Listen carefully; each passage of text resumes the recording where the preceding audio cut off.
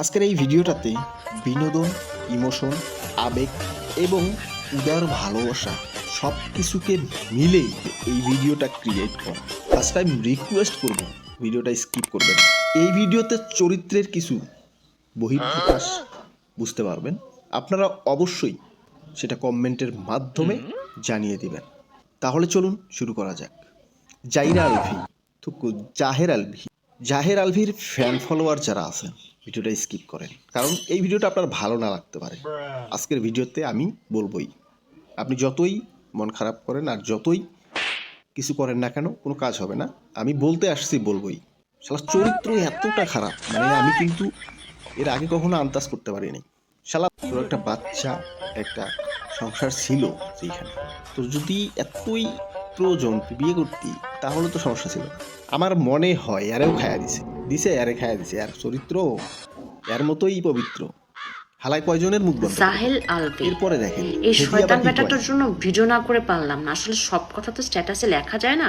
সে acting করে ভিডিওতে কি বলতেছে, লাইভ করছে নাকি শুনছি, সে কি বলছে যে বাইরের লোক ট্রিগার করছে দেখে আমার সংসারে অশান্তি হয়েছে, আমার বউটা সুইসাইড করছে। ভালো করে ট্রিগার করতে পারলে আপনার ডিভোর্স হয়ে যেত, অ্যাটলিস্ট মহিলাটা বাঁচতো আর আপনার বাচ্চাটা মাহারা হতো না। কেন ভুলে গেছেন?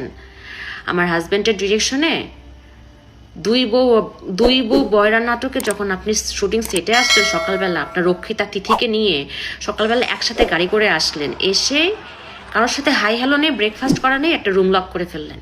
রুম লক করে আপনার রুমের সামনে প্রোডাকশন বয় খাবার নিয়ে দাঁড়ায় থাকলো, আপনার রুম খুললেন না কেন? ভাইয়া কি করতেছিলেন? ये माने दाल में कुछ काला है। এরপরে দেখেন হেতি আবার কি কয়। ওই যেহেতু পৃথিবীতে নাই, ওরে নিয়ে এত ক্লিয়ারিফিকেশন, ওকে নিয়ে এত কনভারসেশন আমার কাছে মনে হয়েছে যে দরকার নাই। আমি বরাবরই আমার সংসারের ব্যাপার, আমার ঘরের ব্যাপার আমি ঘরে রাখতে পছন্দ করি। সেই জায়গা থেকে ওর মৃত্যুটা এমনিতেই আমাকে যে ট্রমা দিচ্ছে, ওর মৃত্যুটা আমাকে আসলে মানে পাথরই বানায় ফেলছে একরকম।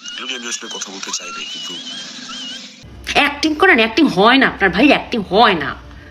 সামনে স্ক্রিপ্ট নিয়ে বসছেন, আবার মাঝে মধ্যে মানে কান্না কান্না ভাব, চোখ টিপে টিপে পানি বের করতে চাচ্ছেন, আবার বলতেছেন পাথর হয়ে গেছি। অ্যাক্টিং হচ্ছে না, অ্যাক্টিং আপনার। এগুলো কথা আপনার শুধু এটা না, আরো অনেক কুকর্মের কথা।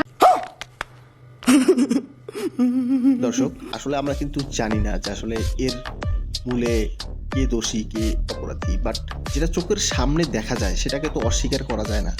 100 জনের মধ্যে 90% মানুষ নেগেটিভ কমেন্ট। সারা তোর চরিত্রের আসলেই সমস্যা, আরে বয়কট করার দরকার, আরে একদম নির্মূলে বয়কট করা দরকার। আপনারা কমেন্ট করে জানাবেন।